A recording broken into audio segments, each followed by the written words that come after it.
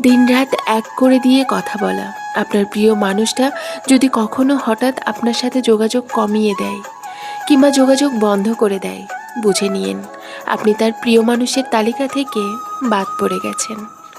নতুন কেউ আপনার জায়গা দখল করে নিয়েছে। আপনার আচমকা এমন পরিবর্তন দেখে খুব বেশি অবাক হয়ে তার কাছে কারণ জানতে চাইবেন না। সে যা উত্তর দিবে তা কখনো আপনার মনের মতো হবে না। এতে আপনি আরও বেশি খারাপ থাকবেন। তার কথাই আপনার মাথায় সারাক্ষণ ঘুরতে থাকবে। আসলে সত্যি বলতে মানুষের মন আকাশের মেঘের মতো, বেটার অপশন পেলেই ছেড়ে দেবে। ভালো থাকতে চাইলে ওই মানুষটার থেকে দূরত্ব বজায় রাখুন। প্রথমে একটু কষ্ট হবে, সময়ের সাথে সাথে আবার ঠিক হয়ে যাবে। কিন্তু অত সহজে আর কাউকে বিশ্বাস করতে পারবেন না। বিশ্বাসটা একেবারেই মরে যায়।